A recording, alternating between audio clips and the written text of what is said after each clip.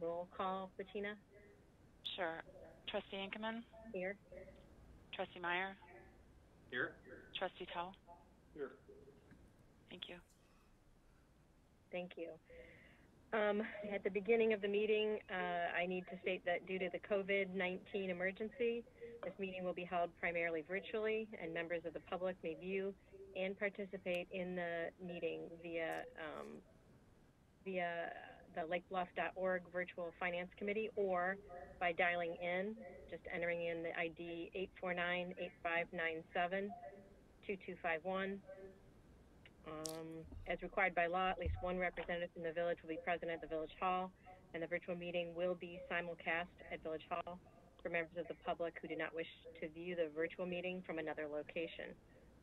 Pursuant to Executive Order 2020-38, issued by the governor, no more than 10 people may gather at the Village Hall for the meeting.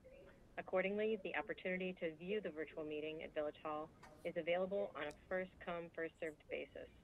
The meeting will also be live streamed at lakebluff.org/channel 19 and broadcast live on Comcast Channel 19, with the most recent meeting rebroadcast on Wednesdays at 8 a.m. and Mondays at 7 p.m. All right. So the next order of business is to look at if we have any visitors or non-agenda items. We've allocated 15 minutes for any individuals who would like to have the opportunity to address the Finance Committee on any matter that is not listed on the agenda. Glenn, do we have anyone, or Drew, do we have anybody? There's no one present at Village Hall. There is an attendee. I don't know if they've raised their hand, if they want to speak now, or if they're here to speak on an item that's further on the agenda. Mr. Renner, are you looking to raise your hand now, or you'll wait till later?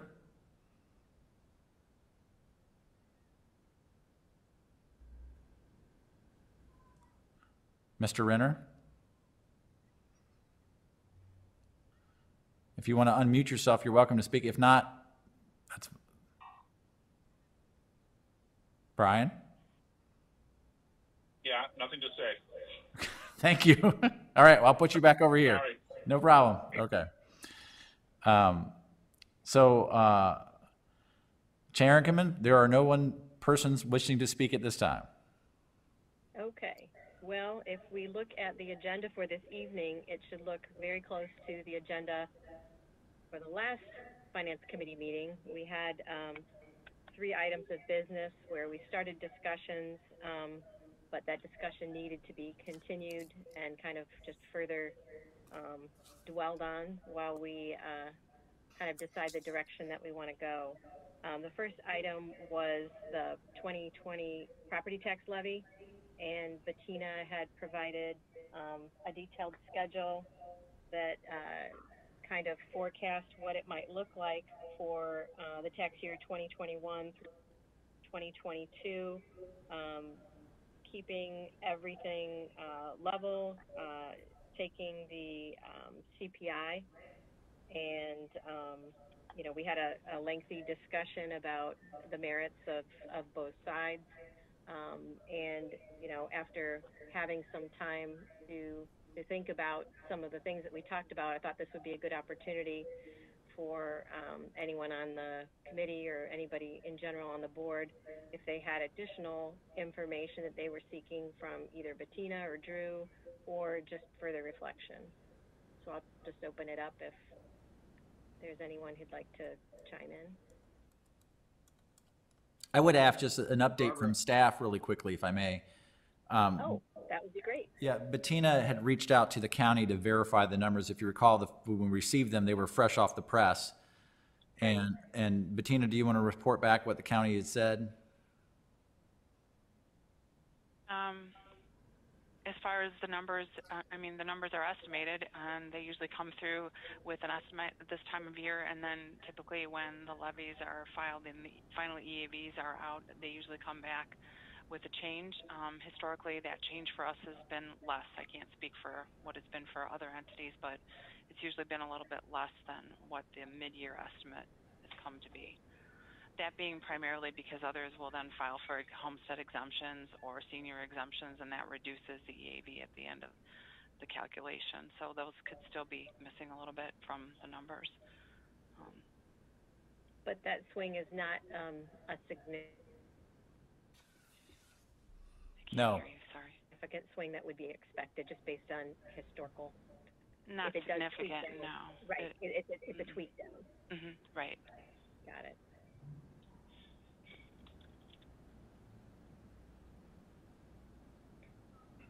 Does anyone have additional questions for the finance director? Or any other matter to bring up?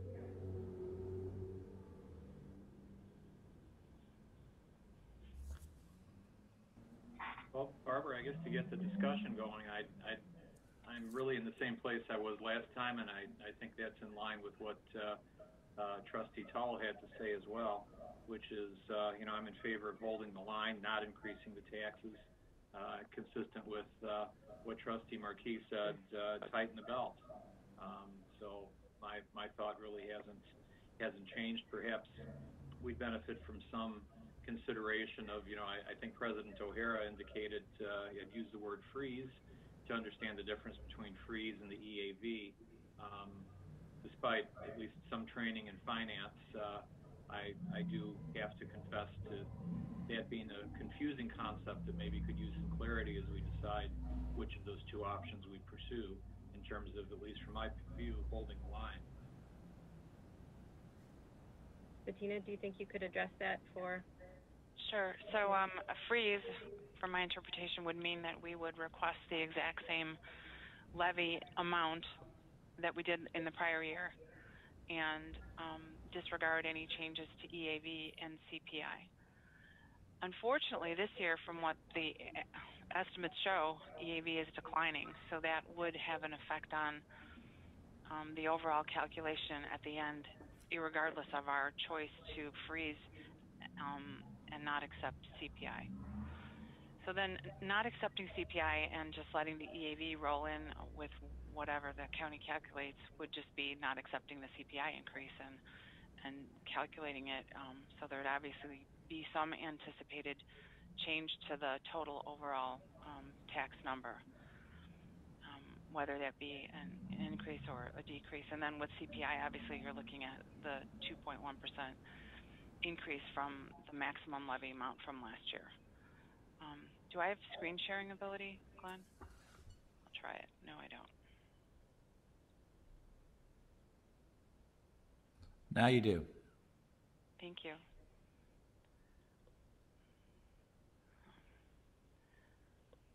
So real quick, an overview of with CPI, the number for the total maximum levy would be the 4.5 million. Then no CPI would be the 4.67, and then a freeze would give you the same number that we, captured in 2019.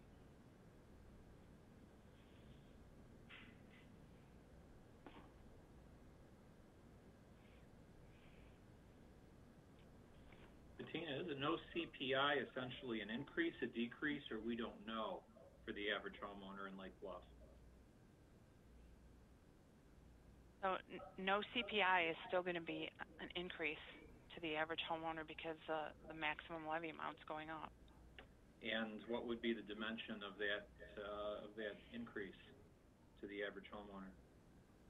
So I didn't do the math for that. I did it for the CPI, and it was a difference of about, with the new EAV, of about $35 to $40 at the $750,000 range. So with no CPI. Bettina, what is the average, the median home value in Lake Bluff right now? Isn't it less than $750,000? I'm sorry, Drew, do you know the answer to that? I think it is. President O'Hara, I think it is less than that. It's like 630 or something along those lines, isn't it? Yeah. What's the magnitude of that delta? Do we have any idea? Just for discussion's sake. The difference in home value, or the difference in the levy? What would if it's $35 for a $750,000 home? What would it be for a $630,000 home? I mean, is it is it like is it just sort of an arithmetic proportion, or is there a devil in those details someplace? Yeah, give me 1 second. I'll bring up a spreadsheet. Just one moment. She has a formula she can plug that into and try to generate that real quick. Yeah, I mean, if the difference is probably what, about 15 or 18% or something like that, I would just in the back of my mind. So, you know, instead of $35, is we looking at $30? I mean, I think it's prudent of us to understand probably understand the dimensions of this. If it's a straight linear thing, Mark, the calculation is $29.40. Okay, instead of 35. Instead of 35, exactly. Okay. There you go. Assuming it's linear, but I don't know whether the double in the detail. Yeah, exactly. As you rightly pointed out, I don't know if this is essentially a linear function. Yeah. But Bettina has the spreadsheet. So this is with the EAV number that was presented most recently, and it shows the difference from the prior year to current year. So at 600,000, it would be approximately the $37.59, and at 750, it would be about $46. So you're talking about, you know, $30 to $45 difference in the tax bill. And the reason this is up here like that is because the library asked me to calculate this because they needed their numbers as well for their meeting. So their portion of what those increases would be and what, you know, the tax amount was. That's why that's on there. Sorry. Well, I think you do bring up some important Can't hear you, Barbara. information You're frozen, that was Chair. in an earlier. Can you hear me now? Yeah. I don't know why my internet connection seems to be a little unstable. How does the library impact or not, depending on what they do, how does that impact the village portion of the levy? So it is my understanding that their discussion has been to seek CPI or an increase. And if they do that, we talked earlier, does that mean that there's this same pool available, and if they increase and take a bigger piece, then that is...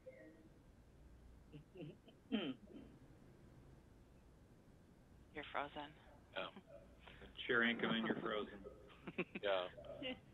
Barbara, I think what Barbara is trying to say is that if the library chooses to increase, even though we might freeze, the bill still may go up by some very small amount. Way frozen for you. Right. Can you hear me now? Yes, you're unfrozen. I'm sorry, I don't know what the problem is. So my question was, if the library does increase their with CPI, does that impact what the village is left with? Or are they independent calculations?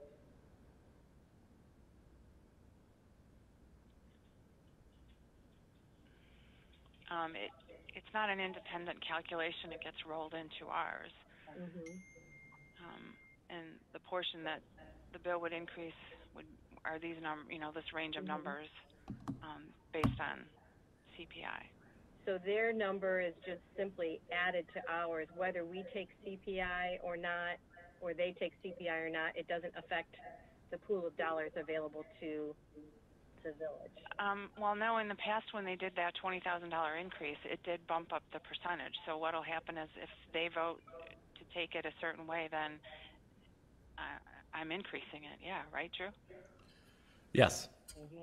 Yes, they've done that in the past. Mm-hmm. But that doesn't mean... Yeah, it won't limit. It won't limit us this year in terms of the numbers. Our pool of dollars becomes smaller. The pool of dollars that are take CPI, yeah, and we kind of freeze everything. Yeah, in the past, when they've gone for CPI and we've gone for CPI, if there's some cap that we bump up against the limiting reagent on that, then yes, that there would be some, if you will, their request would rub up against our request, and we'd have to figure that out. In this particular case, where the village is talking about seeking a smaller dollar amount, that threat is not there. if that's what you're asking about. But would it also be true that if we chose to freeze, and the library we choose to freeze at our bottom line, at our total village levy, and the library chooses to increase, then what I think I may hear Barbara saying is that further drives the village into a hole.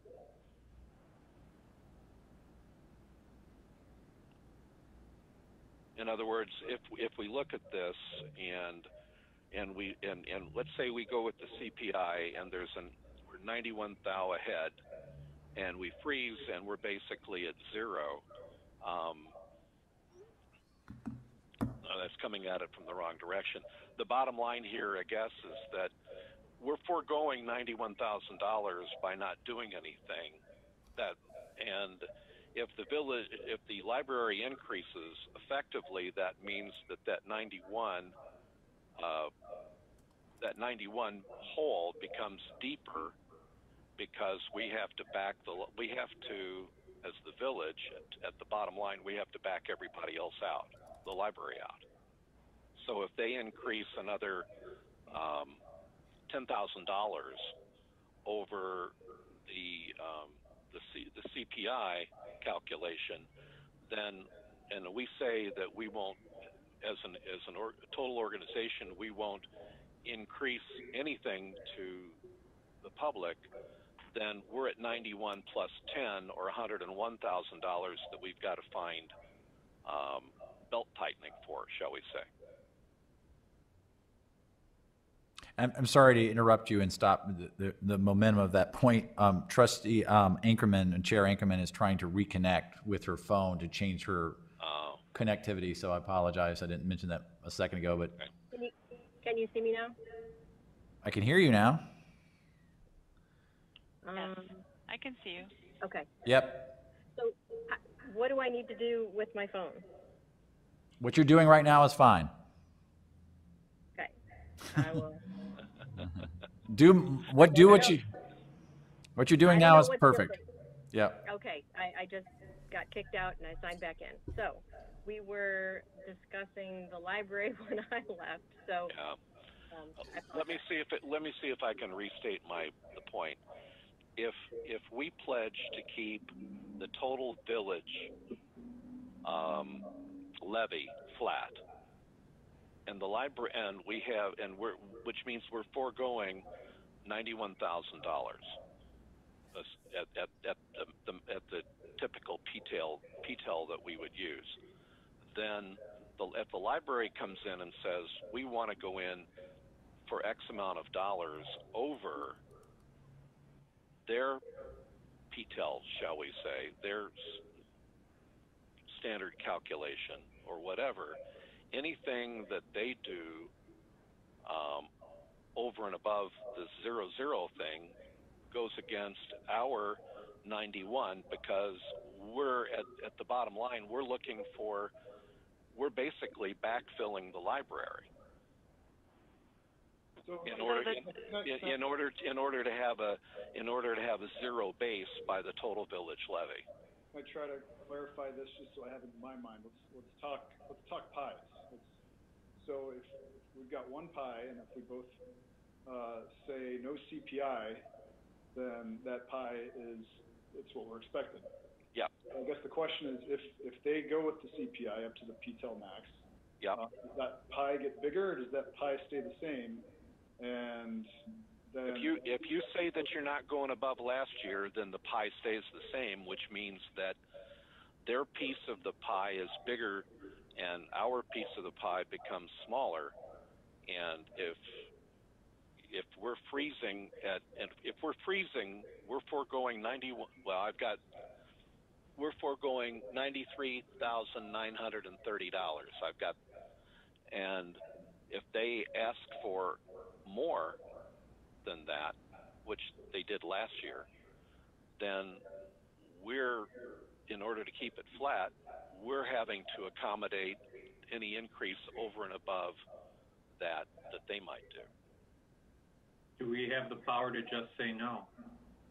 We've run into that before, and our understanding is we've asked that before because this isn't the first time that this has happened to us. But supposedly, we cannot do that. Even though technically, since 1925, they are a subset or a division department of the village. So I'm not quite sure how the legal ruling is, but supposedly we cannot. Yeah, the statute provides that they can request the levy, and we're obligated to extend that levy, subject to PTEL and other restrictions on rate. And would that mean that the pie, to Aaron's example, would that mean that the pie actually gets slightly bigger by a $21,000 basically, or $14? No, from what I understand, that would mean that you're still going to request the same $4,449,000. So our portion that the library receives will be greater than it was in years past, and our part will be less. Got it. So the pie stays the same, but their share is bigger. Okay, got it. Well, that doesn't make me any more comfortable with increasing people's taxes on the village side. Mm-hmm. I don't think the argument because they're going to do it, we should do it is no. I wasn't suggesting that.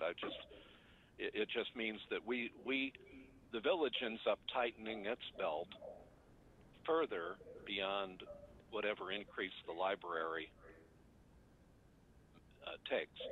Which I think would be appreciated by our constituents, and perhaps if the library isn't willing to tighten their belt, then their constituents should talk to them about that. But my position has not changed. I think we should we should capture the new EAV, but forego the CPI this year. I just want to make clear that there is no new EAV. In fact, it's a negative, right? The EAV is dropped from the previous year. Our EAV has gone down. So I thought that was baseline, but there is new construction. Right. Well, so the numbers. This is different from the blue column. That's the column that I'm working on. Yep. The blue column. Bettina, you want to explain that?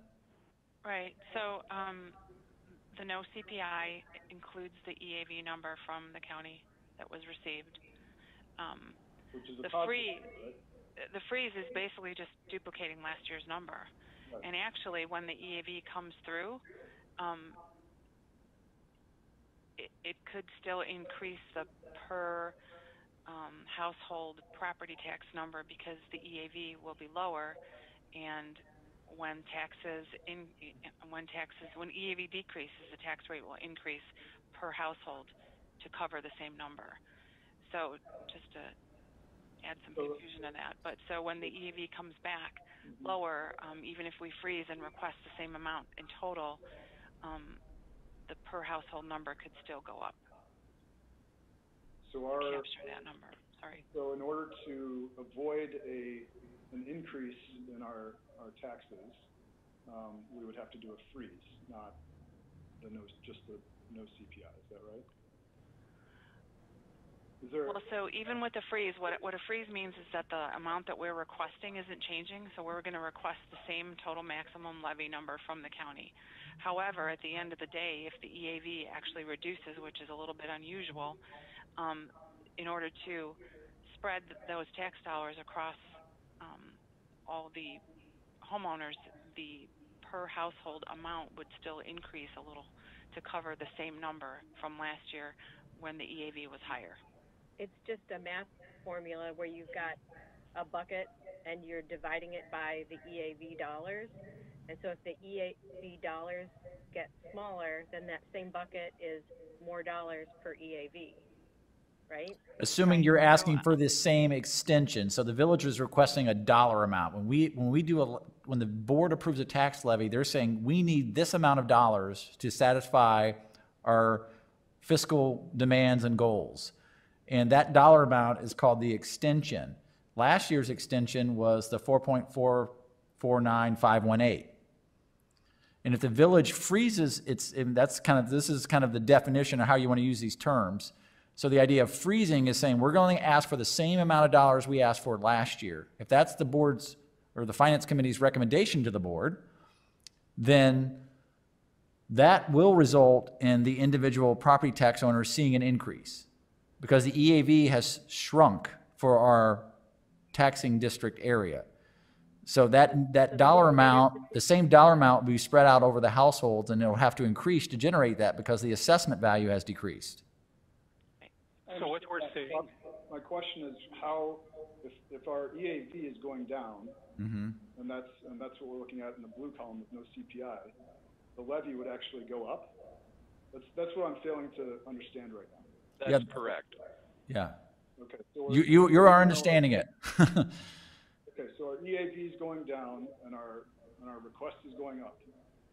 You would have to. No. Your rate. There was. Go ahead. What you've got, Aaron, is school days with this. Your EAV, we're requesting with the freeze the exact same amount that we requested in dollars last year. Okay? That's the orange column. Right. However, the bucket that we're taking out of it, which is the EAV, has leaked. So it's lost some of its things. So we're going to have to ask for more money to be able to make it to that dollar figure if we freeze it, which was same as last year, because there's less EAV to be able to meet that dollar amount. So that begs the question, President O'Hare, what would happen if we would actually stick to that new EAV? How much less money would that be compared to the $4,570,000, or basically the figure we're looking for? What would be the new sum? That's a good question. Bettina, do you have any? So, correct me if I'm wrong, Drew. The freeze is we're asking for the same extension. The difference is that it's being divided differently amongst all the households because of a reduction in EAV. So, the numbers that people will be paying to get us to that 4.49 million will be a little bit more. Yeah, it's like X times Y equals the extension. Yeah. If X is the evaluation and Y is the taxes that I have to pay, the rate. If X goes down by 5%, so that now becomes 0.95x to get to the same number. Y has to go up. Right. They adjust the rate. 5%. Right. Because our base has been reduced. Now they have to raise the rate to get to the same product. Right. So to turn it around and see a tax bill with a zero net increase on the village percentage would mean that you'd actually have to reduce the extension requests and have it be lower than the prior year. So by whatever the percentage that the EAV was reducing by, and right now we're just have an estimate. So you're saying, Bettina, then whatever column we pick, whatever we go with the freeze, the no CPI, the CPI, there's going to be an increase in the tax bill somewhere. It's just going to be a question of how much it increases at this point. That is correct. Well, the village could request an extension less to match up with the EAV to back into the rate of last year. Saying if we want to have no change using the EAV today, then the village will get fewer property tax dollars than we have last year. If that's the direction, that can be done. And what would that be? What would that be if we were to keep last year's rates? How much less would the village get this year? Do we have that figure? I don't know that you did that calculation, Bettina. No, I'm sorry, I did not do that calculation.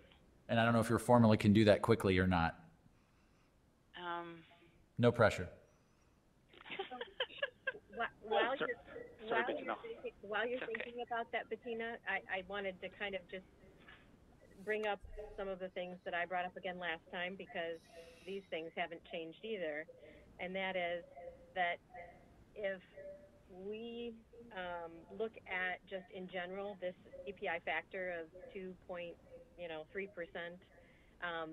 entering into these calculations, in theory, then that represents the increase in cost of goods and services for everything, for everyone, on average. So that means that as a village, while we're, hiring consultants and purchasing toilet paper or whatever else we do, fixing our our equipment, those costs are going to go up. So if we freeze things and all these costs of goods and services increase on average over 2%, then we can do less with the same amount of money. Along those same lines, we've got collective bargaining agreements with the police and our other some of our other employees that mandate that they have increases of 2%-ish. So those costs go up. That means that there's money somewhere else that has to be taken away from. And then finally, the police pension funding, we talked about that last time as well, that given the latest formulas for what we need to contribute to stay on target, with the economy what it was and the market what it was, we're actually needing to contribute $100,000 more than we did in the prior year. And so these are all things that are eating away at the amount of money that we have available to do the same level of services and, build into our capital and all of those things. And so, that adds up as well. And so the long-term look at these expenses and the long-term look at what services we want to provide and the big capital program that we've been, able to tackle, we're going to have to say no to a lot of things. And, maybe it is time to say no to some things. But $100,000 in police pension funding is not a small amount of money. And so I have a question for you, Barbara. We're talking about $100,000 shortfall, and probably we would not be able to not fund the police. Basically the pension fund. So the $100,000 would be missing somewhere else. Do we have a sense to what would be no longer feasible, Drew? Yeah, this question came up at the last discussion, and the idea was primarily that would more than likely come from capital initiatives being deferred. More than likely, we would look to equipment replacement fund monies first, and then other capital projects for deferment. That would be the recommendation. Mm-hmm. I think the tough part is that if we believe, in fact, that costs are going to go up for next year, and that $91,000 or $93,000 constitutes that expected increase, and we've got a $100,000 problem potentially with the police increase with the police pension fund, does that mean we have a closer to a $200,000 problem to reconcile? Well, I mean, let's be honest, the village is in a situation where, we have roughly 30% of the village's revenue streams come from property taxes, another third comes from sales taxes, and we know what we've been dealing with sales tax, right? It is, it took a big hit at the end of the first quarter of this year, and certainly the second quarter was not good, but we had a decent bounce at the beginning of the third. We don't know where it's at. This body and the village board has talked about come November, which would be mid-fiscal for us, to at the end of that month, look at where do we have, what is our comfort levels. Later in this agenda, there's an item there talking about the CARES Act money. And so the good news is there's money on its way to help close some of the gaps that we've had to do, expenditures that were not foreseen in our response to the COVID pandemic, which will close some gaps.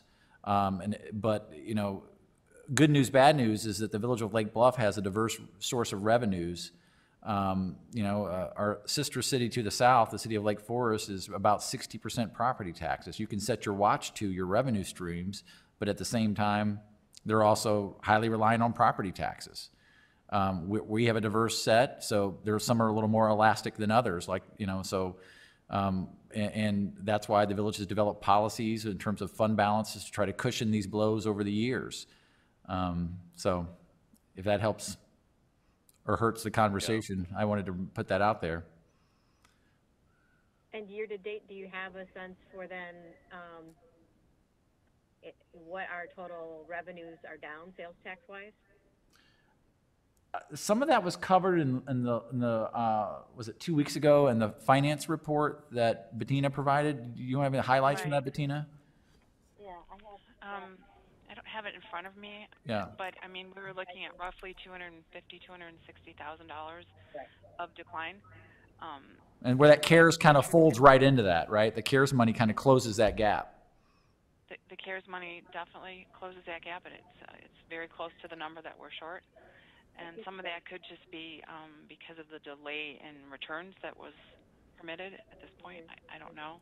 But the CARES money also covers the unexpected increases over and above what we would have anticipated for our CPI when we looked at this a year ago. When we were in last fall, when we were in these same discussions, we picked a number that we felt was going to represent the expected CPI for this coming year. On top of that, we've now had additional costs for, you name it, first responding, PPE, yeah.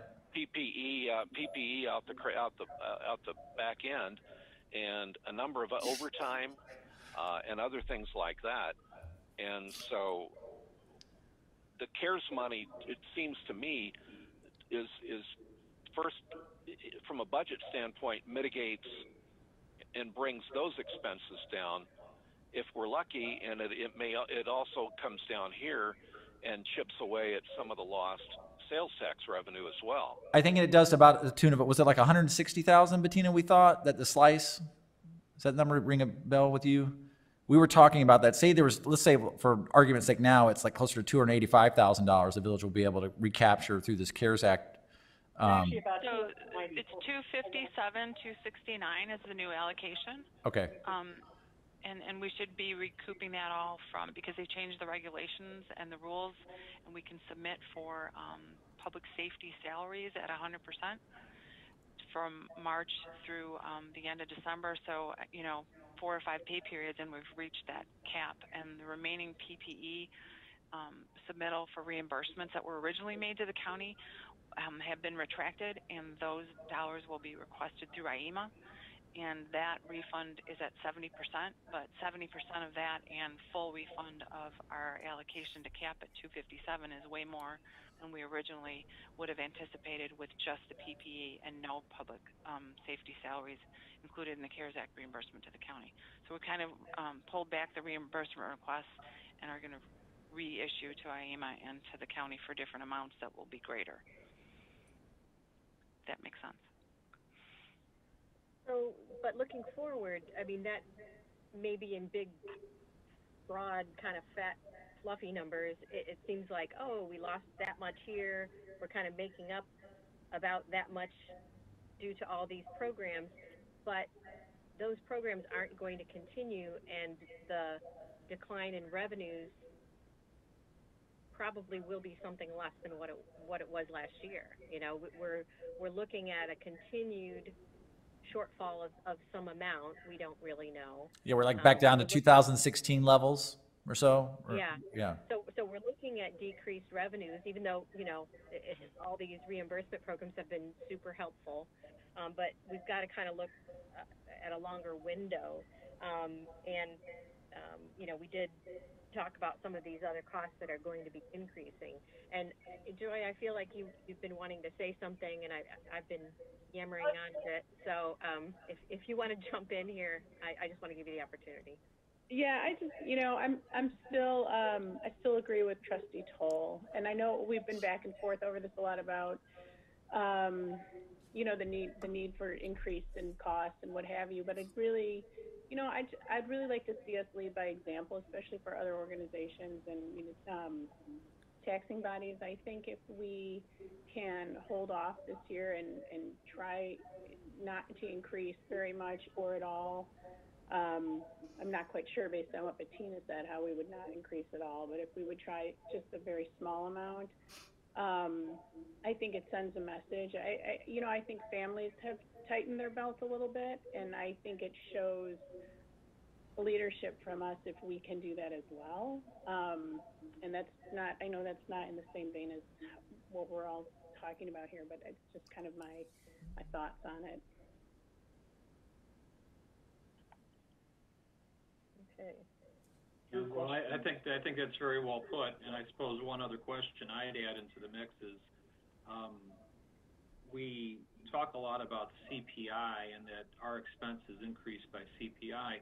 Do we have a real sense of whether our expenses increase, in fact, by a consumer price index or by something that is closer to the overall inflation of the U.S. economy or something else?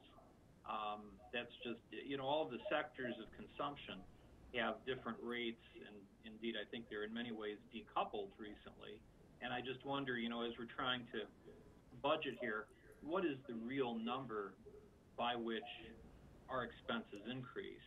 And, perhaps history is the best way to look at that. Generally, inflation in the U.S. economy is run just about 2% or a little less. Drew, what do our expenses really increase by of the things that we have to purchase? Yeah, well, the biggest ones being personnel services, close to about 37% of the village's budget, largely is attached to CBAs, which are in the neighborhood of 2.5%. So that's the biggest slice of it. Our contracts and commodities, which is about another 29% of the village's budget, it varies by service, and it's up and down. And sometimes, as you know, when we buy salt, it can be out of this world expensive, and that some of that we can't control. And sometimes, like this year, the good news is it's coming in dramatically lower. I think we budgeted at 90 or 89 or something like that neighborhood and change a ton, and it's like half that. So, it's one of the ebb and flows of some of those commodities pricing, just whatever the market, dictates. So the biggest, though, is the labor fees, and that's around 2.5%, and that's based off negotiations. Okay, and if I heard you right, the contracts and commodities is increasing by about 1.25% year over year? No, contracts and commodities varies greatly. And some of it, I would say the bigger contracts like we have with certain outsourced service providers, I would say anywhere from 0 to 3%. So I think we usually budget a 3% increase, Bettina. Yes? Right, yes. Yeah, so we assume a 3% in our projections for fiscal planning purposes.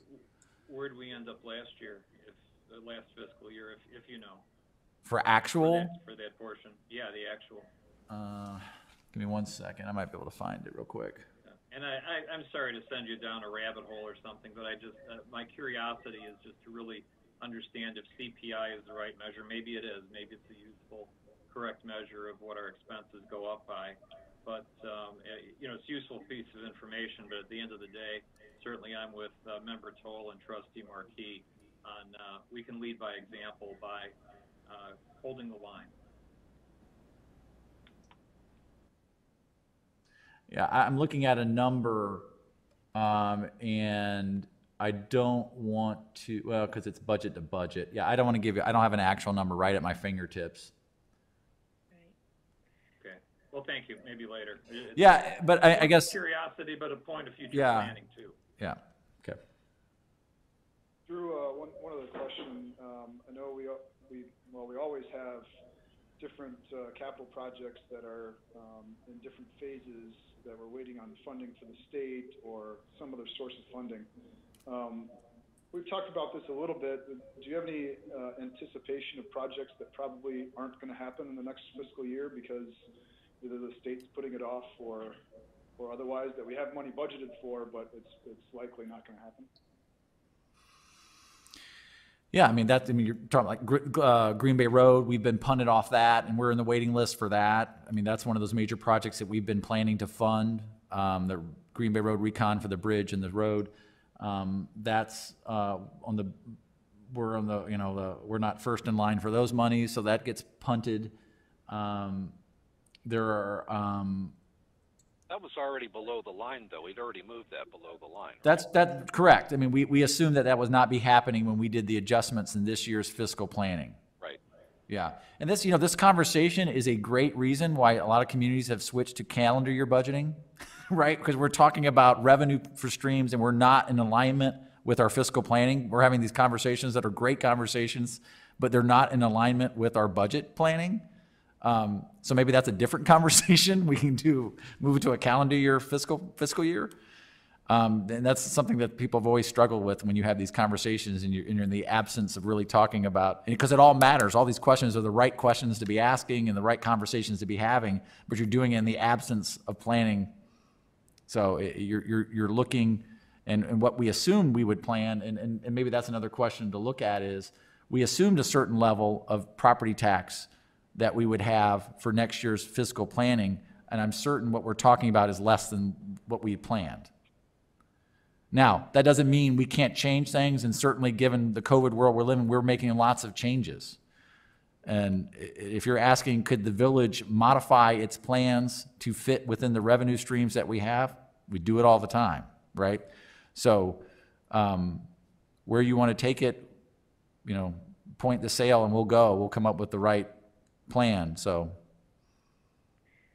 that leaves us to a perception issue, that is we're trying to do we're trying to say that, you know what, we're tightening our belts as well, but from what Bettina says, the equation is not going to help us, and there are going to be fluctuation globally speaking when for the case of people paying taxes in Lake Bluff. So could we transform that into a message to the community to reset the perception, to say, no, we're not asking for more taxes this year. Now the state makes us change our EAV, and there might be changes in your tax bill, but from a global standpoint, we're not asking for more money.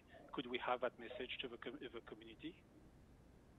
I think the Finance Committee can certainly say that they're asking for the same amount of an extension that they had last year.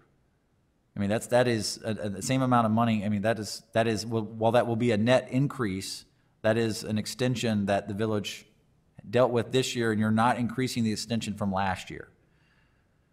Alternatively, like I said, we can find out a way to back into the current EAV and what that resulting extension is. And I don't know the delta from last year's extension, what that would be, Bettina. I don't know if you know that off the top of your head or have looked at that. The resulting extension using the current EAV and last year's rate, or the current year rate, I guess, what it would be resulting. So don't hold me to this. Yeah. Trustee Dewar is getting ready to serve dinner for everyone, I believe. Should we? I noticed that. Oh, this is, I got to tell you, this isn't pizza. Yeah, so don't hold me to it, but if I go to the freeze tab and use the rate that was from last year, the number that it calculates would be 4.437161, which reduces the amounts that we would take and further puts, you know, our general fund. What was the number, resulting number again? I'm sorry. 4.3.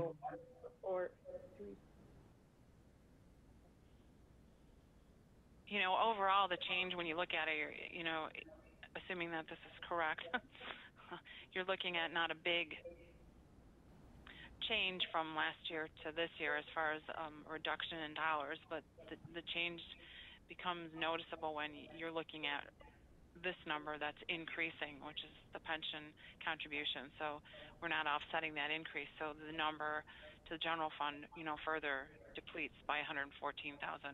And then if you're also going to account for the library, including their number, then this would be even greater. This would be probably another, you know, $29,000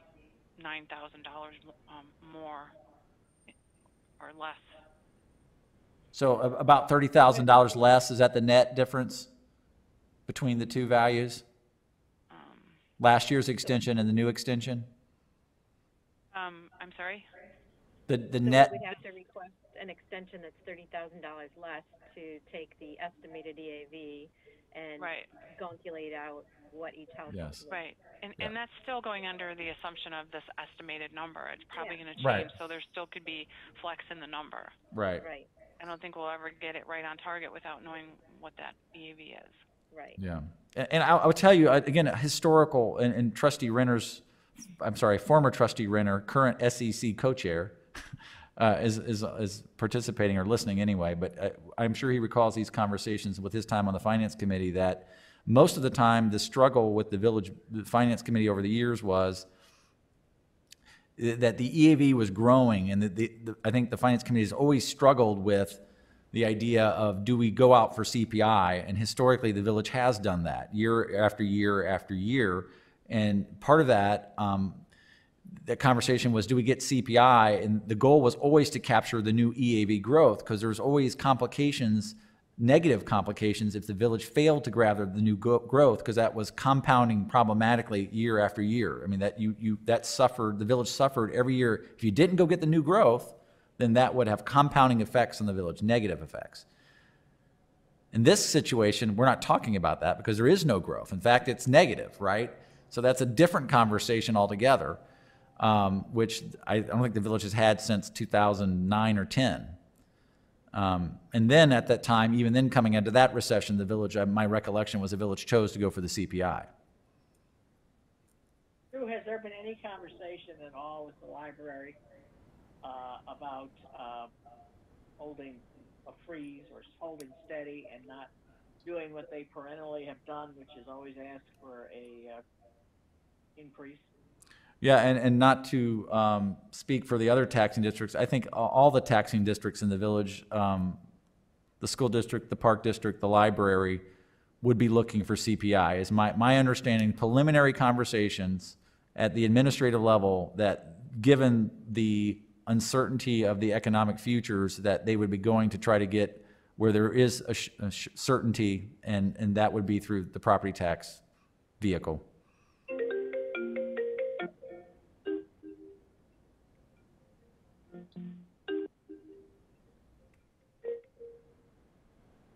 That might be the school board president calling. Sorry, that was me. Sorry. So I think most of the group, at least preliminary from their staff, that's what the recommendations that sound like they would have to their respective bodies. Whether they act on them, don't know. We did have a preliminary conversation, an informal conversation that we've had with these ongoing COVID conversations, where the library executive director, I think their idea is that they would probably, staff there would be recommending to go after the CPI.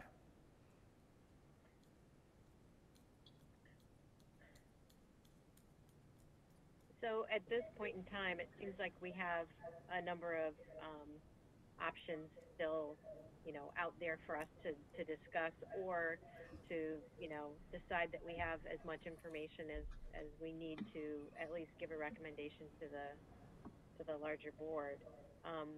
Does anyone feel that they are still incomplete in terms of the information needed to make a recommendation? And again, this is only preliminary, right? This is a preliminary recommendation. Sorry to interrupt you, Trustee Meyer. This is a preliminary recommendation, and the board has the flexibility, and the Finance Committee has the flexibility to change it. Understood. Thank you, Drew.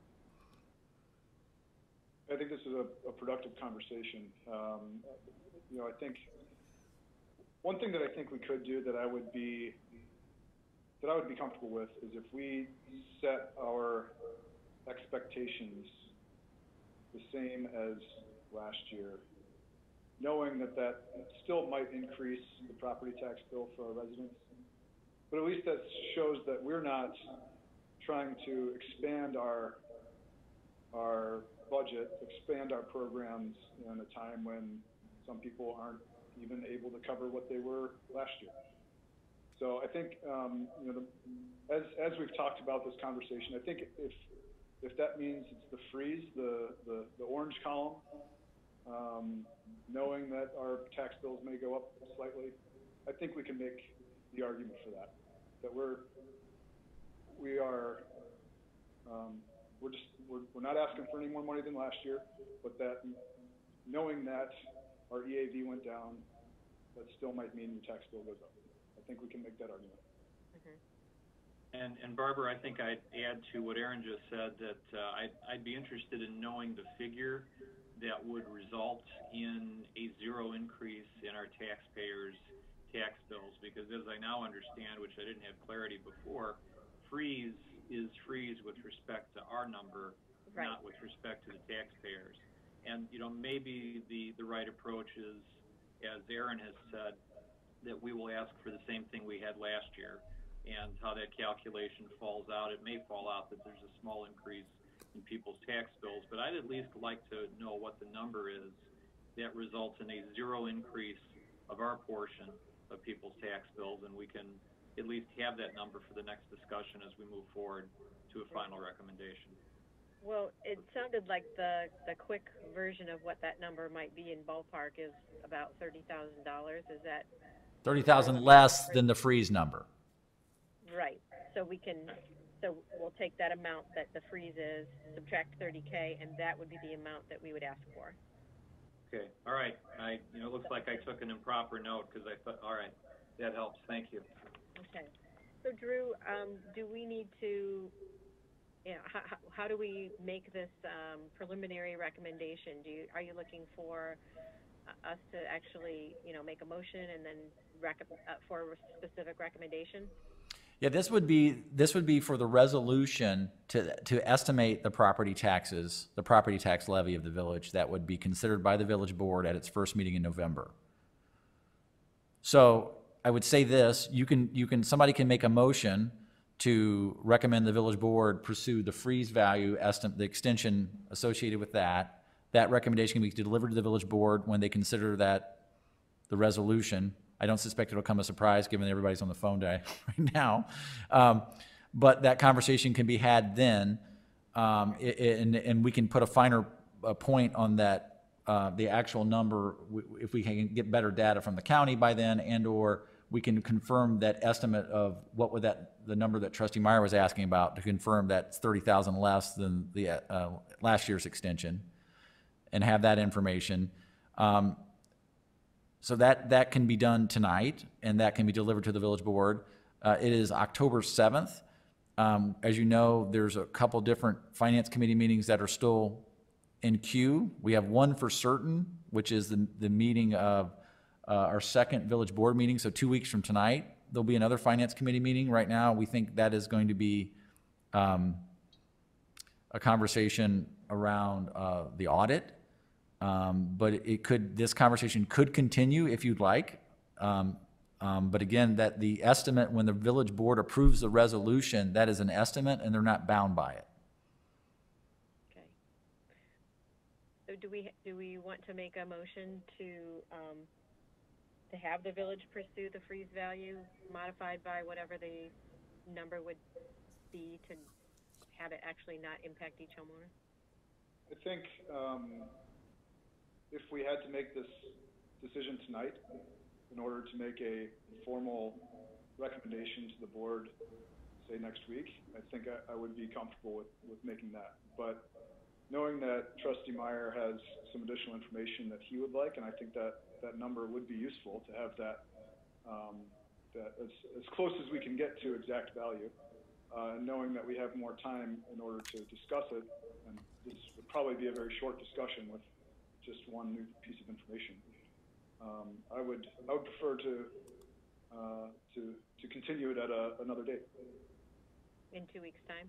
In 2 weeks' time. Bill? Yep, same here. Thank you, Chair and Committee. Okay, so. And just for clarification, if it's, and Peter, just maybe a little help on this. So since we are meeting, we've got a meeting planned for the 12th of October. And that is the meeting where we're going to have the conversation about, hold on. Stormwater utility fees. And then we talked about doing a meeting on the 19th as well. So in terms of a date certain, can we just continue this item until we meet again, Peter? And because there could be some flexibility with that. Yes, in terms of. You don't need a date. You don't need a date certain on this. Thank you. That's what I was trying to avoid. Okay, thank you. Okay, so we can just, if somebody wants to make a motion to continue the item, that's the simplest way to handle it procedurally. So moved. Second. All in favor? Aye. Aye. Awesome. Okay, that was the first item. That's great. Yeah. Next is discussion regarding ambulance fees. Again, we discussed this at length at our prior Finance Committee meeting. We had some background information that was shared that that gave rates in terms of what the city of Lake Forest has billed historically to the village of Lake Bluff, and the number of calls that we could expect based on history. And overall, the number of calls has been fairly steady, in the high 200s, exceeding 300 for a couple of years. But so the total number of service calls seems relatively predictable, and those calls are broken out between transport, no transport, lift assist, and canceled calls. And the fee structure with the city of Lake Forest is now based on, it fluctuates on a number of factors, but including the total number of calls and their actual experience in the city of Lake Forest. And so we need to revisit the fee schedule to kind of reconcile this on an annual basis. Is that a correct assessment there, Drew? Yes. Okay, so. Well done. So overall, we're trying to just kind of wrap our heads around the total cost of what it takes to provide this service. And I know that Trustee Charlot had also kind of tried to look big picture and say, now wait a minute, how is this whole thing structured when you kind of multiply everything out, the total number of calls that we expect, the level of support that the public is asking for, the reimbursement to the city, and kind of big picture, I think what we can expect is that on an annual basis, we will be paying the city of Lake Forest approximately $400,000 for all the various calls and at the various levels of service. And so then we have to see what is it then that the village of Lake Bluff can expect to collect. And given the level of service and the reimbursement rate that we talked about being about $400-ish for reimbursement, that could make our total collections for transported calls just over $200,000 in a year. And then you factor in that we don't collect all of that from the public. We might be actually looking at collecting from the public who receives these services about $100,000. So you've got an outflow of $400,000 to the city of Lake Forest and an inflow from the users of the service to be about $100,000. And so there's obviously a gap of about $300,000 that the village, as part of the overall services that we provide to our residents, that we're absorbing. And in that memo, at the end, it discusses how we might be able to capture an additional $3,000 to $5,000 annually to offset that difference if we have no transport and lift assist fees that are they're less than what we're paying to the city of Lake Forest, but because they're less and they're more what a resident might be willing to pay, we might actually collect a lot more of those fees and in the end collect more to offset the outflow for the services that we have to pay to Lake Forest. Regis? Yes, so I tried to make sense of the document and I basically plugged everything in a spreadsheet. Mm-hmm. I was trying to understand, okay, we pay about $411,180 to Lake Forest for ambulance service. That's what the agreement is, and with the normal figures. Reading the document, I was trying to understand, people are going to pay us back for the services, but they don't pay us back fully to what the service is providing. So the best case figure, from what I understand, is we pay $411,000, we get reimbursed, best case, everything except $47,000. So we're on the hook for $47,000. That's the best case. The worst case is if every intervention is for a Medicare patient over 65, reimbursed by, as a case mix by insurance at 45%, we're actually on the hook no longer for $47,000, but for $211,000.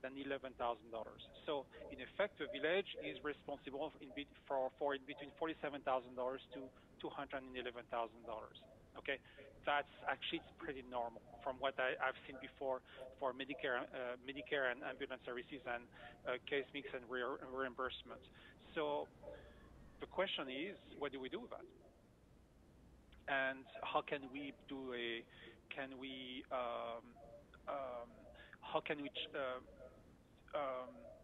it, I mean, what kind of solution can we do can we consider to maybe take the services ourselves, or this is basically the conversation I was trying to see if we could have. And I think to answer that question, what's recommended here is an answer to that. It's not the complete answer. We are certainly limited by law going at Medicare and Medicaid eligible customers, if you will, that we are very limited in what we can do to capture cost or the expense that we're facing for those services to be provided. But we can bill them for services rendered when there's no transportation and when there's a lift assist. And we have the ability to bill for these things legally. And this gets at trying to close that gap between lost revenue and where we can make up for that where we can. Now, it's not a very large amount of dollars. I mean, this is a conservative estimate based off the quantity of calls that we think we regularly see. But it's a way to start to close that gap. And there's not many tools to do it, but this is one of the ways. So my question, looking at those numbers, I was trying to understand, fine, that's what we pay, this is what we have agreed, this is what we have engineered to have ambulance services in Lake Bluff, great. My question to the committee is, or would be, what would happen if we assume those ambulance services ourselves? At what thresholds of volume is it better to actually invest in equipment and staff in the fire department to assume those calls ourselves? And I know that Chief Graff is not on the call, so I'm really not expecting an answer tonight, but could we consider that a question? Well, Trustee Charlot, I know I have asked that question before, and I've received the answer before, that the deal with Lake Forest, such that Lake Forest is taking advantage of the economies of its scale, is better than what we could do to provide the services ourselves. If that answer, Drew, has changed, I'd certainly like to hear it, because I think it's a very good question for us to raise often, whether that situation has changed. But at least my understanding is they've got an economies of scale that we cannot match. And I'm happy to answer that. I think generally speaking that we've been looking at this, and we're actually looking at this right now. We have been, as everybody knows on this call, we resolved an outstanding dispute with the city of Lake Forest over ambulance rates going back several years. We've closed that chapter, and moving forward and using this new structure, we've done an analysis. Bettina and I have put that together, working with Chief Graff and his team, and that analysis is still being scrutinized by village staff. I think so. And as Trustee Charlot said, unfortunately, Fire Chief Graff can't make this phone call, and I certainly don't want to have the conversation without him. But this village, we're constantly looking at that question, and at what point does it tip and make sense for us to get into that business, and how can we do it in a sustainable way and do it in a way that we can provide services at the level that our residents expect. Those are all the types of questions that we're looking at as we consider this. And I mean, that analysis is ongoing internally. So we can certainly elevate that. I think the last time the Finance Committee talked about it was in the fall of 2018, when we were talking about going to, we had transitioned 2 paid on premise, and then we're leaving that and going out of it. And we had that conversation. At the same time, we were going back to stipends and for our volunteers.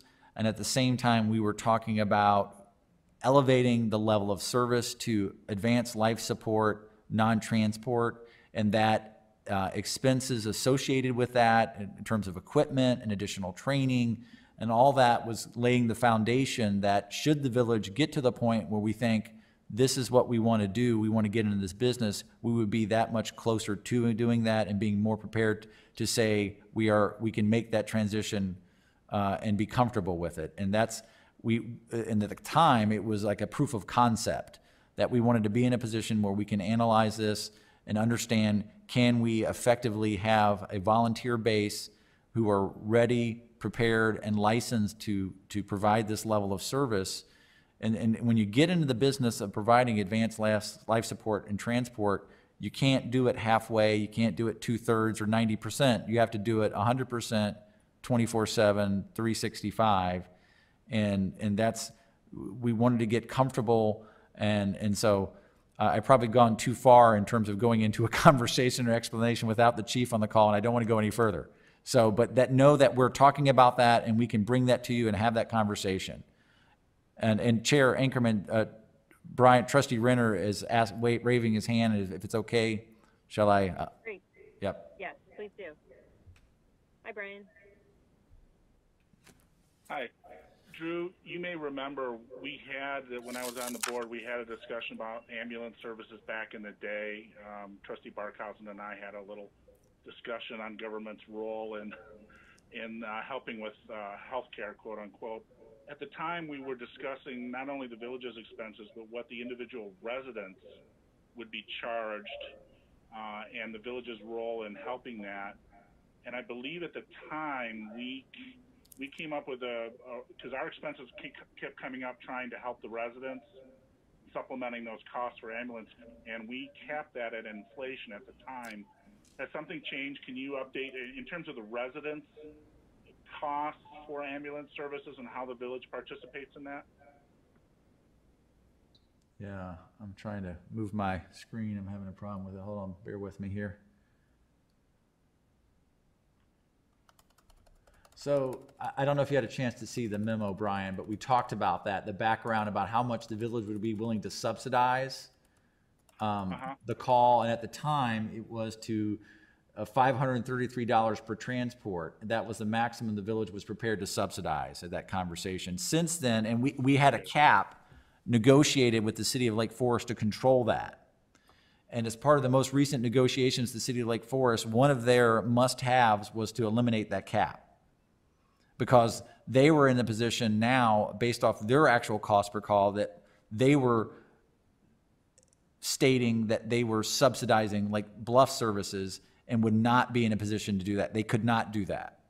So, okay. And so that was part of that. So that got upside down, because while the village benefited for a period of time to have the cap in there, Lake Forest said, we can't do this with a straight face, and we can't tell our residents we're subsidizing this activity for another community.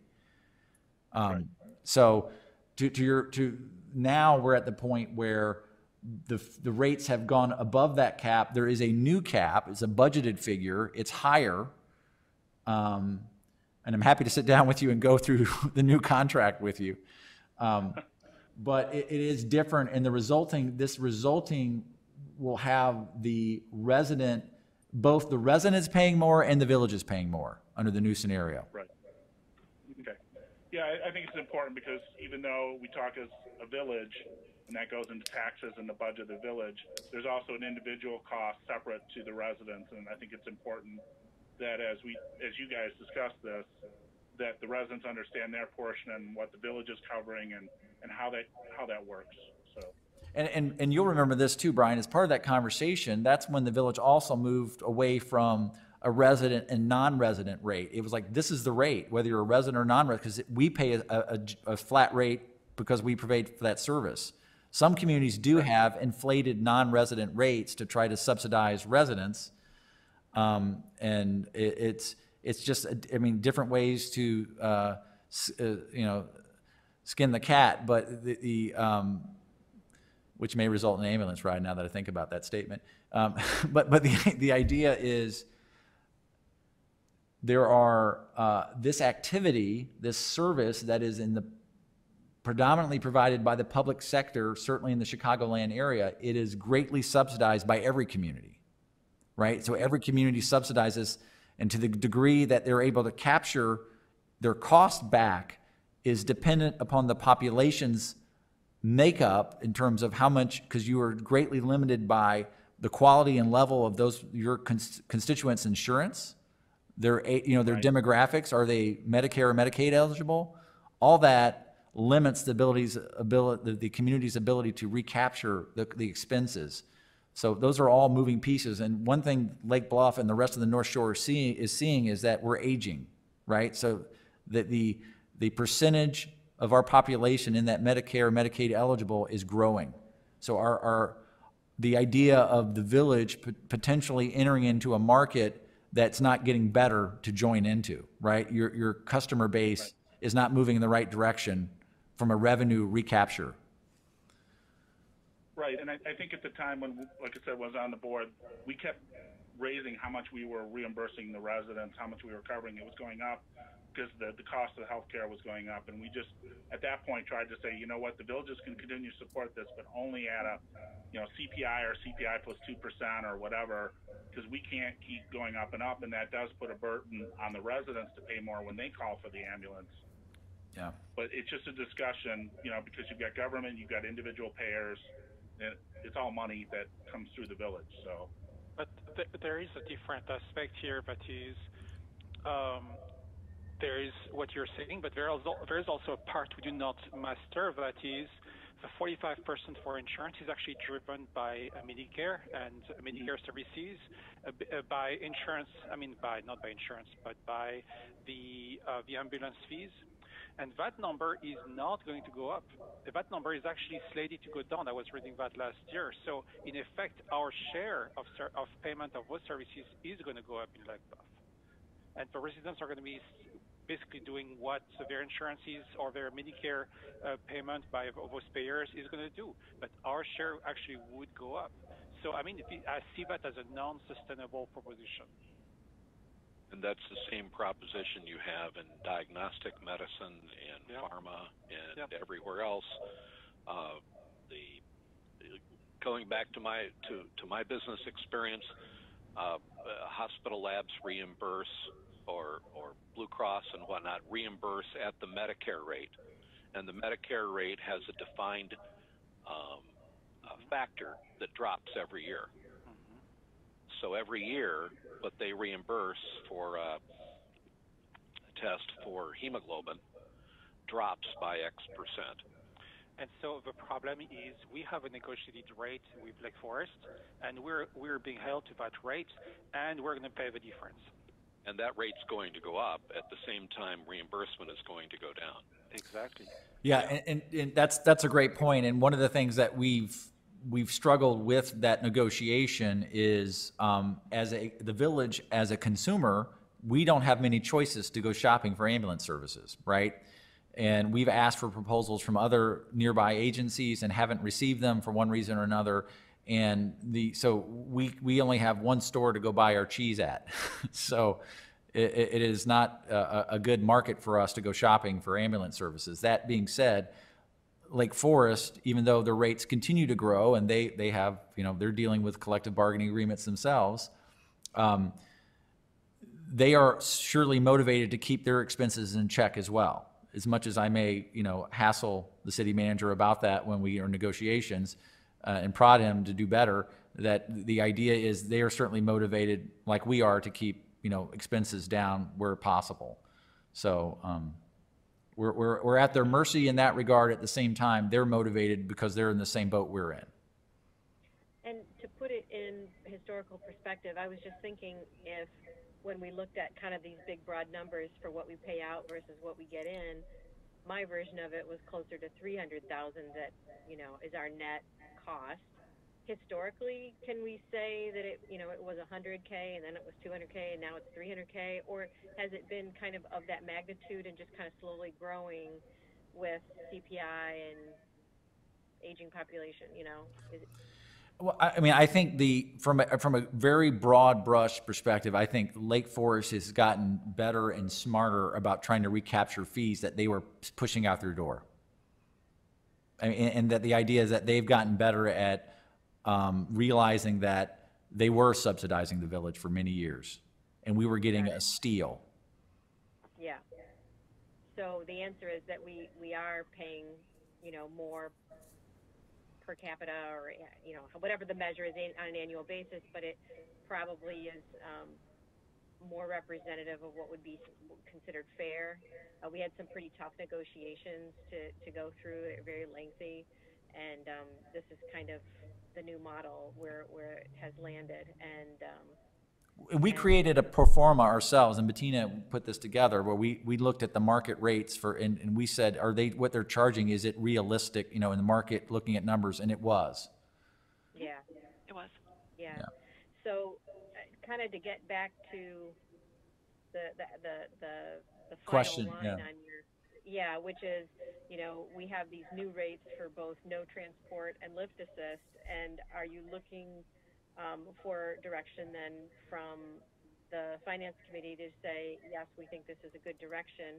We're charged no transport from Lake Forest, $9.90, but we're proposing a fee of about $2.50, knowing that rate, you know, it's less than what we're paying, but it's actually more highly collectible, and so in the end we may be collecting more fees. Yeah, that's right. And just for information's sake, I did not provide you, there is an enormous survey that's done annually by the city of Naperville that has a variety of fee schedules that are billed by fire, EMS, and municipalities and special districts around the state of Illinois that list the variety of fees that they charge for services. We've tried to, working with Chief Graffs, try to keep things simple and consistent with how we've billed for other services. And I'm thinking like false alarms here being progressively increasing, and we kind of view that with the lift assist being progressively higher with that. That's consistent with our past policies with regard to false alarm calls.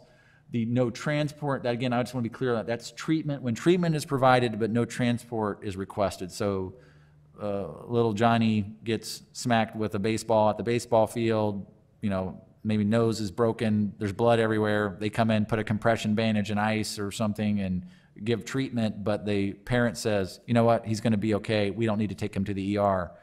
So they sign a waiver. At that point, we've provided services, and that's a billable moment. And I embarrassingly shared this story, I think, with Trustee Anchorman, that sometime after I moved into Lake Bluff, somebody in our household, somehow the dishwasher stopped working. And I went and looked at all the usual suspects. I'm like, well, I can't figure it out.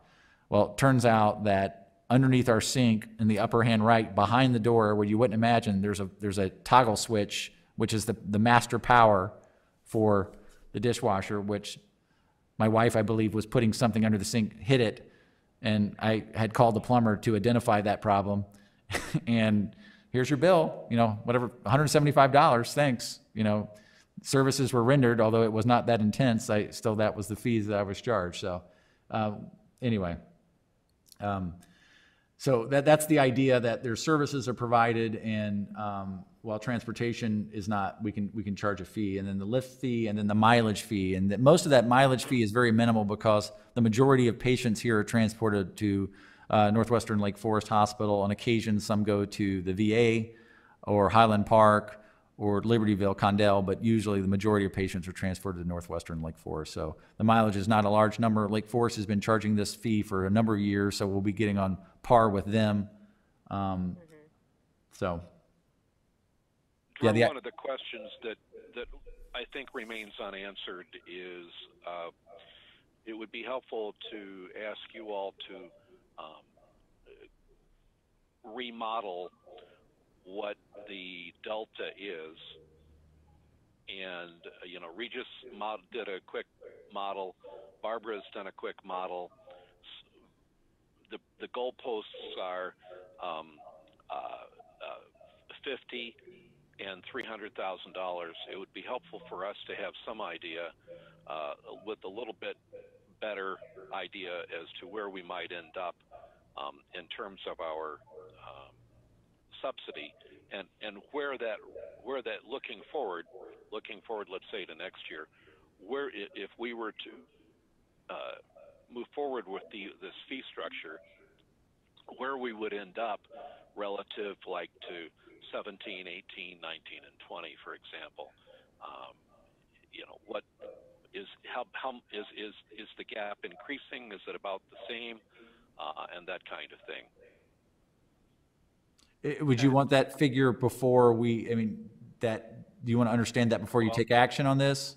No, I think this is, it seems to me that we do this regardless, but I think in the interest of, I think that's a number that I don't think that the collective group here. They haven't talked about it, right? Yeah. Yeah, it's probably a useful number, an important data point for all of us to be aware of. Yeah, we can do that. Certainly going forward so that we know where we're at. Yeah. I mean, make adjustments in the future. Aaron lives this every day. I mean, this impacts how you do your business. I do nothing with billing. That's right. His effort changes based off how much is being subsidized. I understand. If I got cash at the end of each call, it would change the whole way I do. Regis, did you have something else to share? Yes, I'd like to add to Trustee DeWart, for the economy of scale. Right now we're doing about 300 visits a year in Lake Bluff. To what point, economy of scale wise, to what number of visits should we consider having that hosted in Lake Bluff? So right now we do 300. Is it going to be 301 or is it going to be 3,000? Where would we be? Yeah. I think Brian, former trustee Renner, and I think we're probably a little rusty on some of these numbers.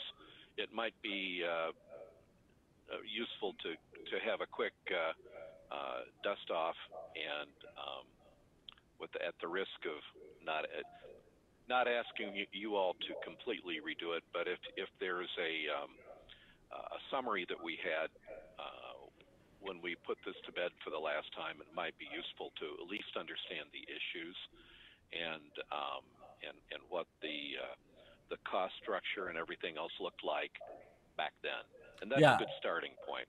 No, and without having to recreate and redo it. Just send us out the PowerPoint from the last time. Yeah, we'll dust that off and find that. We can we'll get educated a little bit here. Great.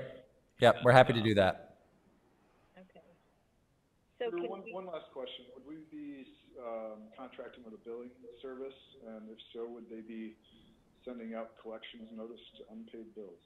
They do that. That's part of the services, yes. Okay. And Andres Medical, who will bill on our behalf, has said, just tell us whatever the board does and we'll start billing it. So. And so you're looking for that direction again. It would be a recommendation. Right. This new, possible rate schedule, which shows transport being billed exactly as we pay the village or the city of Lake Forest. No transport being billed at $250 per call. Lift assist at $100 per call, with the progressive billing approach for false alarms, where it increases if there is a frequent flyer, if you will. And so you're looking for direction from the Finance Committee whether to recommend this new structure, the possible rate structure. It'd be a recommendation as recommended, to adopt these fees and recommend the board modify the comprehensive fee schedule of the village to reflect this fee schedule. Right. Do we have a motion for that? So moved. Second. All in favor? Aye. Can I ask one point of discussion now that is there a so what Lake Forest, do we have an idea what, for example, looking at lift assist, what is Lake Forest billing their residents for? They don't. They don't. They don't at all. And I had this conversation, that was part of the negotiations, was trying to get equity, right? Because, they're paying, I jokingly said somebody who lives on Indian Circle should, if they get injured, they should roll across the line into the city boundary because you're going to pay less for an ambulance ride than you would. So the idea of that, that we're trying to find equity and parity, and like, you say you're giving us fees and services that reflect, what they charge their residents. Well, they don't. They've chosen to subsidize that, and they do that through the property tax, and that conversation is had by the city council, and they understand that they're doing that, but they're not charging for their fees. But that's not to say no one else is, Trustee Dewar, because there's plenty of organizations that do have a lift assist, there's fees. Or usually, when you look at, again, that I could, if you wanted to, I could certainly share that Naperville. But you would be surprised. You would see it tells a story about what types of issues each community or service district is facing. Like some of them charge. Go ahead. No, I remember seeing that document 5 or 6 years ago when we were looking at the whole package of EMS and fire, and you're talking in some cases $2,000 and $3,000 for a call, depending on the municipality. It's nothing, crazy numbers. or nothing, right? Or nothing. Yeah, it's all over the place. Yeah, and there are, I know for a fact that you were saying there are some communities in areas where they have many non-residents, let's say Florida, where they do have a very hefty 2-tier structure because they have a lot of visitors. There are a lot of tourists, and does that mean, Drew, I have a question for that, but does that mean that we are actually now subsidizing Lake Forest? Is that what we're doing? No, what we're paying, what they're actually, when you look at our formula is based off their budget in the fire department, and it is based on a formula that supports this functionality and this service. And so I would say the service that, again, like we tested it, we created our own model and said, what would it look like if we were starting this from scratch? And their fees are not out of a line with the market. And if I showed you the survey, like we talked about, some people are not, they're eating the fees 100%. Some communities or service providers will say, we're not going to charge residents. We're just going to, that's what we're doing. We're going to absorb it. And then you look at other communities, and they're like 100% trying to recapture the fee based off the service. And so everybody's on the continuum in some place to some degree. A large degree of variation.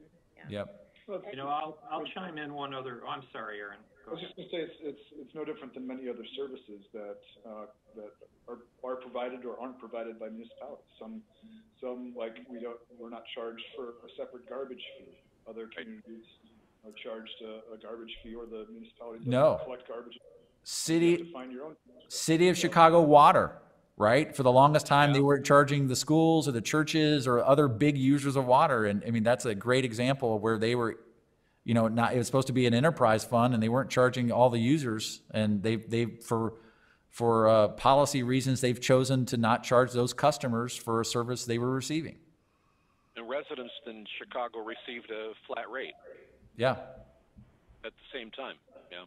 They did for a long time, but believe me, you want to go with the meter now. I changed it on my place in Chicago because they changed that a while ago to make it very confiscatory if you did not have a meter and took a flat rate.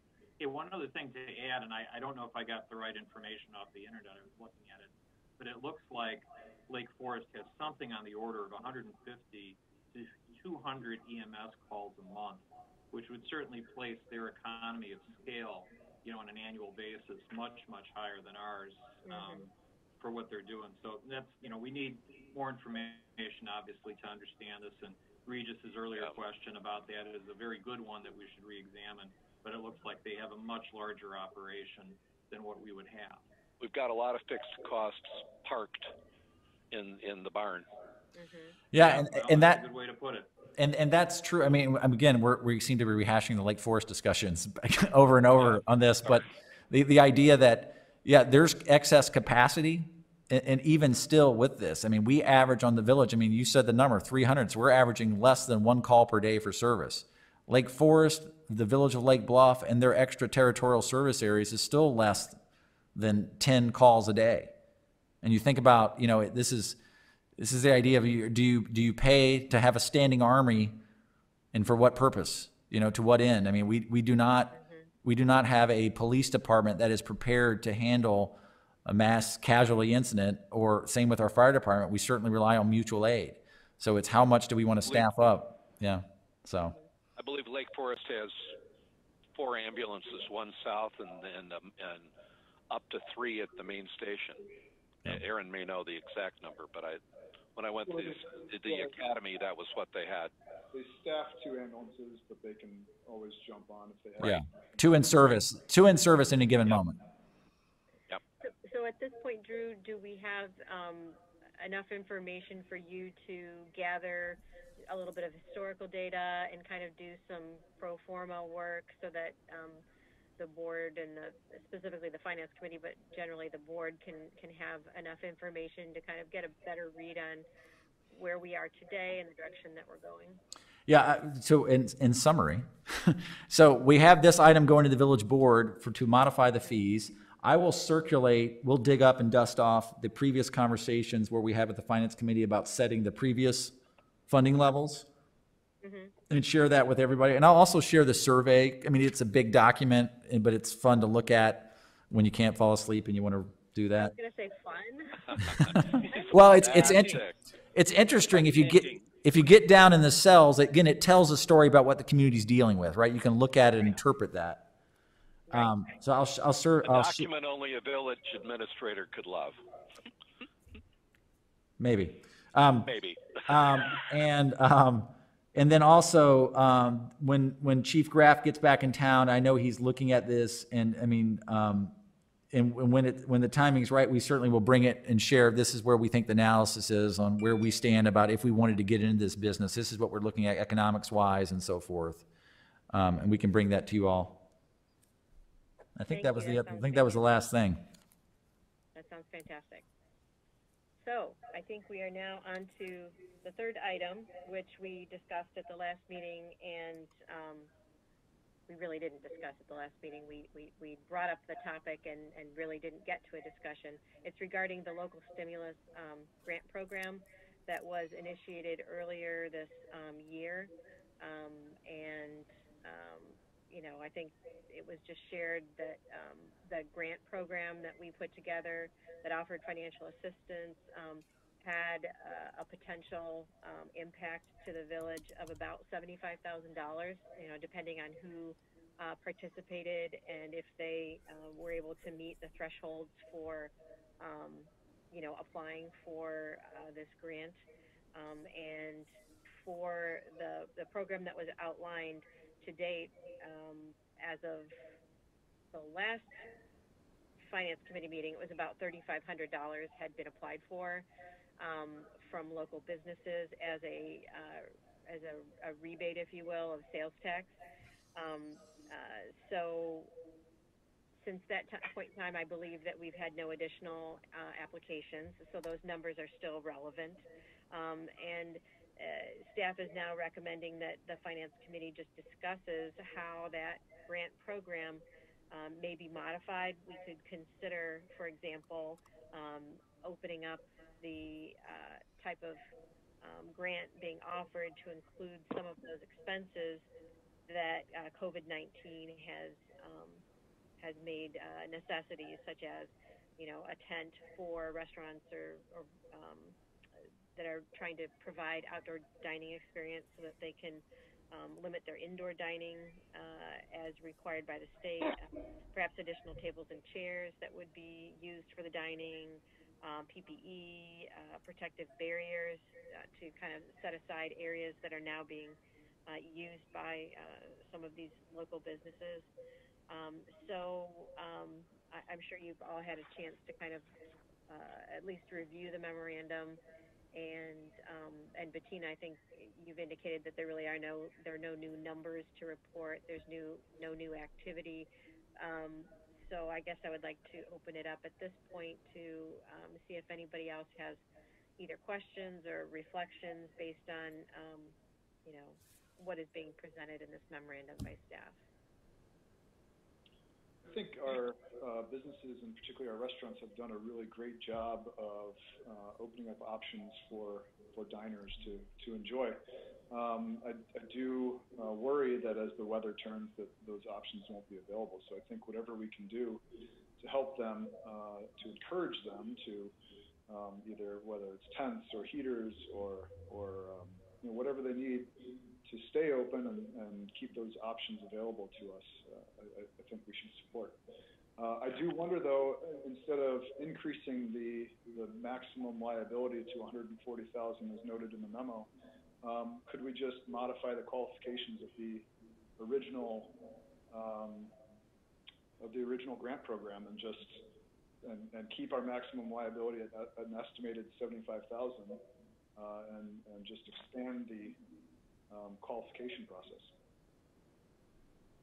Meaning that you would lower the threshold, because right now we have that applicants have to suffer a minimum of a 25% decline in revenue, and that's looking at this year versus the prior year. You mean the threshold would be something less than that, you know, 15%? Is that what you mean? No, I think if our original maximum exposure was estimated to be 75,000, but we've only given out 3,500, right? So if with those numbers in mind, couldn't we just say, well, why don't we just open up? We can keep the 25% decline in place, or if we want to open it up to others, I think we could do that too, to encourage businesses to use this grant program. But I don't know that we need. I guess this would be a question for Drew and Bettina. Are we expecting more of that original $75,000 exposure to be used, to be needed, or could we perhaps end that program and start another one? So you can do exactly what you're describing. I think the simplest way to do this is to use the exact same program, add this as an option to as these defined qualified expenses, roll that into it, and just say the money that the village has allocated for this will not change, and it's a first come first served basis. And when the money runs out, the money runs out. And I mean, certain communities have done that. They've said, this is our exposure, this is what we can afford to put into this, and this is the size of the pot. And beyond that, we can always reassess it if we want to go back, but that would achieve your goal, Trustee Toll, in the simplest format. Okay. And to chime in here, I think what I would say is, Drew and Aaron, I think there was a great discussion, and it really leads to a place where I think I'd like to see this go is, we have to watch expenses. Let's put that cap in. But in expanding the availability of these funds for these other good purposes, that's very important. To echo what Trustee Tull said about the efforts the businesses have made. Let's give them some extra support if they can seek it. But I sure would like to see that cap of our ultimate liability. Do we have? We need to adjust what I'll call the barriers to entry here. You point out that because of certain circumstances, we may be limiting the number of applicants. So my question is, we may expand the uses of funds, but if we don't, and if we, based on the limited interest so far, have we somehow limited the entry of businesses by the guidelines that we have? I think the answer is yes, and that was purposeful. Right? The idea of setting the bar of 25% decline in revenues is, I mean, that threshold was set and talked about at a great extent, and that the idea was to say this is the hurdle, and it's a big hurdle, but it's still meaningful. I mean, 25% decline in revenues is substantial. And so that was the idea, is that the idea was to try to reach those, provide dollars to those that were most hurting. To that point, Mark, I wonder if we can get ahead of it this time around and encourage our businesses to get tents or whatever they need so that they can stay in business. So they can I'm with you. I think, realistically, without expanding the total, which I think you talked about, Aaron, about being fiscally responsible and trying to keep it under that 75. If we're only expending 3, my concern is that opening up the qualified expenses, if there's a barrier to entry, then we may be sitting here 6 months from now, and the total outlay may only be another $5,000 or $6,000. I was wondering if maybe it's a totally separate program. Yeah. And not requiring any sort of drop in revenue. Let's get ahead of it and encourage our businesses to do the things they need to do before they have that drop. So you're thinking in terms of like just a simple grant with fewer qualifying guidelines. Correct. But keeping the cap at the $75,000 that we had. For sure. So ending the previous grant program and starting a new one, but maintaining that cap. And if we I would agree with that. Sorry. Go ahead, Regis. So no, basically, if we only spend $3,500 out of $75,000, I mean, we failed. Okay, we failed actually to protect our businesses.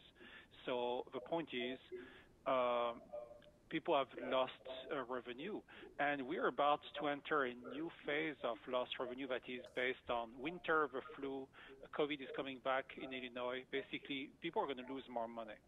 And I think we should actually be more, my thought is we should be more aggressive in basically providing money, okay, for people to continue doing business. We were lucky with the summer because people could eat outside.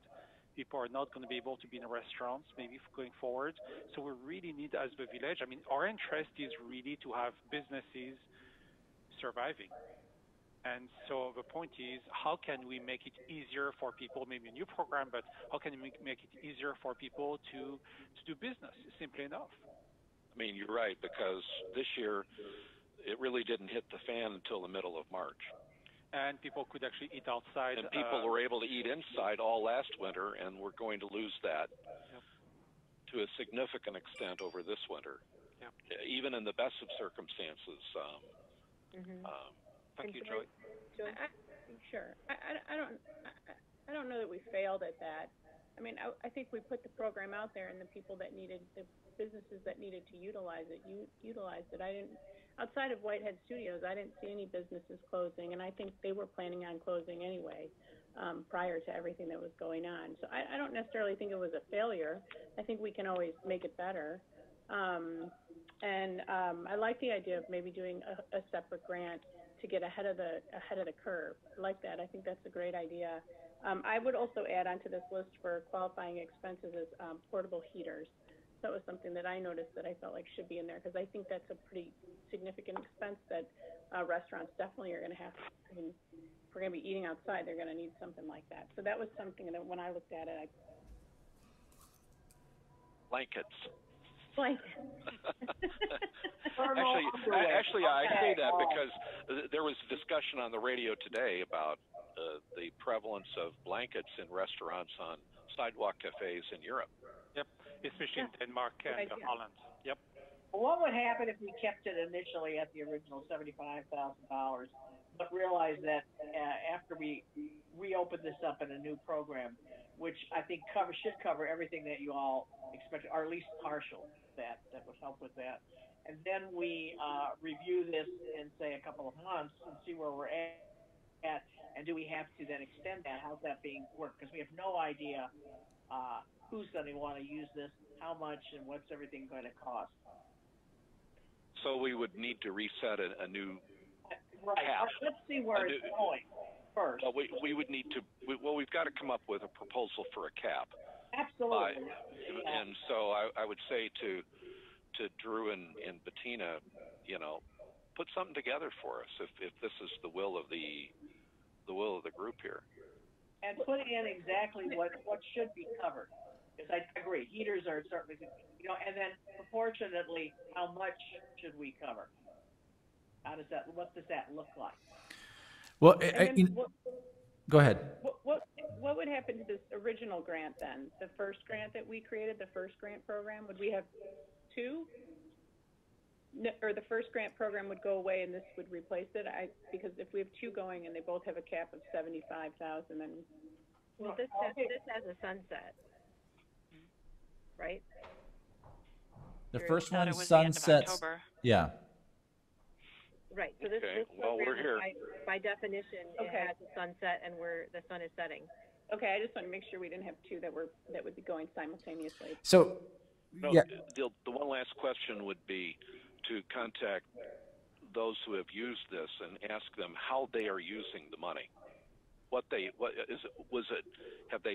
there a specific expense that they've used, or is it just a subsidy to their operation? If I may add this, I've been in conversation with the restaurants going for months now, and I know which ones are going to be doing what in terms of, and most of this, I mean, if you look at this, they've already purchased, a lot of these groups have already purchased these items for the summer, and some have done it for winter, and the availability of tents is extremely limited at this point. Heaters too, I mean, getting their hands on heaters, if they don't have them now, they're not going to get them. Most of this stuff would be looking for expenses that they've already gone through their register. I would say that right now for the restaurants, they have had a spectacular, I mean, the restaurants in particular had a very good summer because of the weather. And the difficult period for them is going to be first quarter of next year. That's always, historically, restaurants have always struggled during that window. After the holidays, things kind of go dormant for restaurants for a while until early spring, and that's a critical period of time.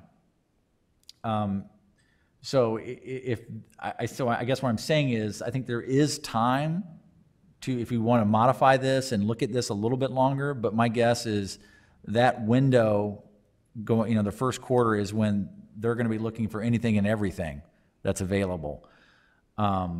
So we can have time, we can modify this a little more. I mean, if you're looking to get something done now, I think what Trustee Toll was suggesting, the idea of, setting and rolling this into the existing program, extend the current program, maybe you reduce it to 20% decline in revenues to kind of open the door to more businesses. There were a couple that applied that didn't qualify, but that were close, right, Bettina? There was one. One. Mm-hmm. And where was that? By a couple percent. Yeah, so they were just off by a hair. So there may be others out there that you can open, the door wider and maybe, capture more people. And at least you can see who's going to, and we can send out a letter to everybody who qualifies, because was it 65 was the number we thought of taxpayers in this category that qualified. So we can see who, reaches out and say this program is, if you want to do something now, that's the simplest way to do it. Extend the current, modify it under current terms, and that can get on the street. Because the deadline is October 31st, so we need to do that as well. So to your point, I'm sorry, you left the question on the table, Barbara. I'm sorry. Do we need to do? I didn't hear. Do we need to do what as well, Barbara? Well, if the current program expires October 31st and we want to amend it, we need to amend the date, I would assume, as well, so that... Yes, yeah. Right. Or not, so right? Just close it or not, yeah. Yeah. Well, it seems to me that from what you've kind of added to this, Drew, that there's probably two pieces to this. One is operational subsidy, and one is fixed expenses, tables, tents, and those kinds of things. Yeah. So I think that the notion that maybe we could try splitting the fund, and so that we can continue the current program to cover the Q1 issue you've pointed out. The other question is, would we consider any, and this is a whole opening up a whole Pandora's box, any kind of a retroactive. In other words, if here we are and it's already cold, and somebody may have I just saw in Avasi today, they've got at least a half a dozen heaters. I don't know when they got them, but let's say that they got them 3 weeks ago in anticipation of colder weather. That would seem to me to be the kind of thing that would be an appropriate expense for us to be covering. And I was going to say, as Aaron pointed out, and he's nodding his head. So, is it responsible for us to have some sort of a retroactive capability here? Yeah, I would say maybe yes. We're not acting. Yeah. So I think yes to that, and then you can also, if you wanted to reduce the minimum decline in revenues to 20%, say going back to the original dates. Go back to the same period and just say it's open until we say it's closed, which could be at least the first blush, maybe the end of this calendar year or the end of the first quarter of next year. But the idea that you've expanded it, it can look backwards all the way back to March. Hey, everybody probably bought something, whether it be a partition or something, to deal with COVID. And you'll probably, that net will capture a lot more. Well, and wouldn't there need to be a caveat that there's no other entity that has reimbursed them for such items? Because it seems like there have been a lot of, entities, the county, the state, who, may have initiated some programs. And is that likely that this might be something that they've? Everybody's gotten like paycheck protection and things like that. I think you'd have to be pretty careful about that. Well, that's what I'm saying. Or do we need to somehow state? I don't want somebody double dipping somehow. I don't think we're going to find that because monies that have been sent out to help support have gone from the federal government to the states. The states have sent it to the counties, and the counties have sent it to the municipalities. Nothing has gone directly, except for payroll subsidy to the various businesses. That's all coming through government entities. So I would tell you that our local governments, outside of maybe accessing up to 3,500 of those that did from our 75,000, they haven't received any. Okay. Well, we're getting close to our 8 o'clock time for the village board meeting, and I'm trying to decide if we need